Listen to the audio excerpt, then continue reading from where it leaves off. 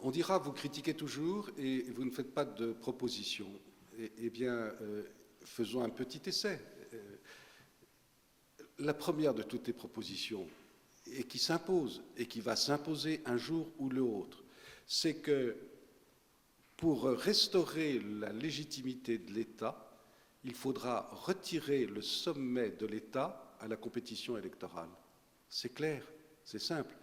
2012 sera catastrophique et 2017, n'en parlons pas, sauf si d'ici là, on a précisément restauré la légitimité de l'État, ou que l'on propose à l'occasion des élections de 2017 la restauration de la légitimité de l'État, mais une autre légitimité que la légitimité électoraliste.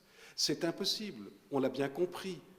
Et d'ailleurs, toutes les tentatives qui ont été faites en France depuis 1789 pour restaurer l'État ont toujours consisté à essayer de mettre ce sommet de l'État à l'abri de la déflagration électoraliste régulière. Ça a même encore été l'idée de la Ve République et de Charles de Gaulle. Et malheureusement, à chaque fois, on retombe dans le même vice et dans la même incapacité française à résoudre cette question qui est très simple, qui est résolue à l'étranger. L'État à l'abri de la compétition électorale factice. Et ne parlons pas de l'Allemagne, ne parlons pas des États-Unis, ce sont des républiques qui sont tout à fait spécifiques, qui sont des républiques fédérales. Ce n'est pas la même chose que la France. La France est un État qui, par définition, est un État royal et dont les grandes tâches sont essentiellement régaliennes. Ces mots sont très forts par eux-mêmes, il suffit de les analyser et il ne s'agit pas de tourner comme des toupies autour du problème essentiel. Il s'agit de comprendre la réalité française telle qu'elle est. Le sommet de l'État à l'abri de la déflagration électoraliste régulière. Et c'est une nécessité qui va s'imposer, sinon la France disparaît. Donc, restauration de l'État sur un principe de légitimité autre. Quel principe ? Eh bien, le principe qui a fait l'unité française, c'est-à-dire une légitimité historique, royale et dynastique, qui s'inscrit dans l'histoire et qui ne peut être que nationale. La France a une dynastie nationale, elle a ce privilège d'avoir une dynastie nationale. Et une fois ce problème résolu, qui est le problème le plus simple à résoudre qui soit, tous les autres problèmes deviennent du coup solubles, et en particulier celui de la représentation. Qu'est-ce qui se passe à l'heure actuelle? Et qu'est-ce qui se passe depuis 200 ans, sauf les exceptions bonapartistes et les quelques moments d'histoire de France qui ont échappé aux périodes électorales? Eh bien, ce qui se passe, c'est que la souveraineté populaire, c'est-à-dire la souveraineté nationale, puisque ces deux concepts ont été accolés depuis Jean-Jacques Rousseau et depuis 1793. Mais cette souveraineté a été accaparée non pas par les Français, non pas par le peuple français, mais par les partis.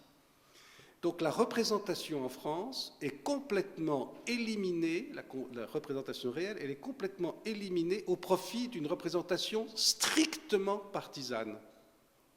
Et quand vous appartenez à tel ou tel milieu idéologique ou tel milieu professionnel ou tel milieu social, vous votez pour avoir des représentants qui sont dans le cadre de partis et de politiques de partis.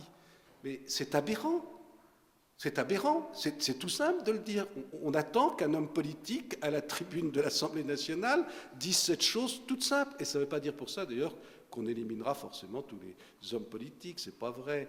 Et évidemment, tous ceux d'entre eux qui sont des gens capables retrouveront tout naturellement leur place comme représentants ou en exerçant des fonctions de véritables représentants. Ils le savent eux-mêmes. À quoi servent les partis ? Sinon à créer une dispute perpétuelle à la Chambre. Il suffit de les regarder et de les voir. Aucune loi ne peut passer de façon cohérente, de façon un peu unanime, parce que la lutte partisane est par derrière et qu'ils doivent se situer de façon partisane. Donc, résolvons le problème de l'unité de l'État et de la continuité de l'État en mettant le sommet de l'État, c'est-à-dire le chef de l'État, à l'abri des élections. Premièrement. Deuxièmement, du coup, créons une véritable représentation des intérêts français, des territoires français, des intérêts et des territoires conjugués et également pourquoi pas, nous avons une chambre économique et sociale, nous avons un conseil économique et social, mais pourquoi pas créer et utiliser les représentations professionnelles de façon à ce que les activités françaises soient justement représentées et participent évidemment à l'élaboration législative. Je crois que ces quelques mots, qui sont très très simples, devraient faire l'objet d'une prochaine constitution française qui peut-être s'imposera dans une période dramatique comme il y en a eu si souvent en France. Il suffit d'évoquer 1870-1871, 1939-1940, 1958, c'est régulier. Nous allons vers une échéance de ce genre. Eh bien, cette fois-ci, ne faisons pas comme les royalistes du début de la Troisième République qui n'ont été capables que de créer une république, sous prétexte qu'ils ne voulaient pas précisément mettre le chef de l'État à l'abri des élections. Et mal en a pris à M. de Mac-Mahon, au maréchal de Mac-Mahon. Il eût mieux fait de laisser le trône à celui à qui il revenait de droit. Et le problème de la France aurait été résolu. Et de la même façon, pour les deux autres échéances, il faudra à la prochaine que nous soyons capables, que les Français soient capables d'imaginer cette constitution qui est la constitution naturelle de la France.